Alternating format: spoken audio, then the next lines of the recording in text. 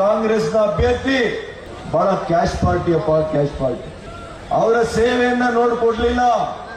ಅವರ ತಂದೆ ಅವರ ತಾತ ಇಟ್ಟಿರ್ತಕ್ಕಂಥ ಬ್ಯಾಂಕ್ ಬ್ಯಾಲೆನ್ಸ್ ಅನ್ನ ನೋಡಿ ಕೊಟ್ಟಿದ್ದಾರೆ.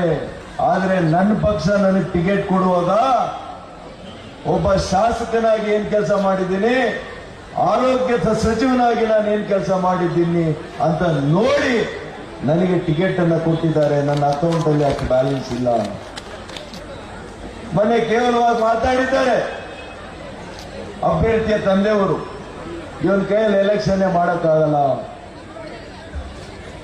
ದುಡ್ಡಿನಿಂದ ಎಲೆಕ್ಷನ್ ಮಾಡಕ್ಕಾಗಲ್ಲ ಸ್ವಾಮಿ, ದುಡ್ಡಿನಿಂದ ಎಲೆಕ್ಷನ್ ಮಾಡಕ್ಕಾಗಲ್ಲ, ಜನರ ಪ್ರೀತಿಯಿಂದ ಜನರ ವಿಶ್ವಾಸದಿಂದ ಒಂದು ಚುನಾವಣೆ ಗೆಲ್ಲಕ್ಕಾಗುತ್ತೆ ಬಿಟ್ರೆ ಹಣದಿಂದ ಆಗಲ್ಲ.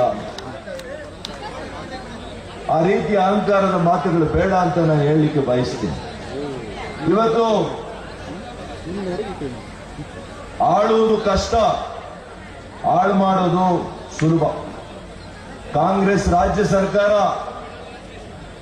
ಆಳ್ತೀವಿ ಅಂತ ಬಂದ್ರು. ಇವತ್ತು ರಾಜ್ಯದ ಪರಿಸ್ಥಿತಿ ಏನಾಗಿದೆ, ಆರ್ಥಿಕ ಪರಿಸ್ಥಿತಿ ಏನಾಗಿದೆ, ಹಾಳು ಮಾಡಿದ್ದಾರೆ. ಹಾಗಾಗಿ ಬಂಧುಗಳೇ, ಇದೆಲ್ಲವೂ ಕೂಡ ತಾವು ಅರ್ಥ ಮಾಡ್ಕೋಬೇಕಾಗ್ತದೆ.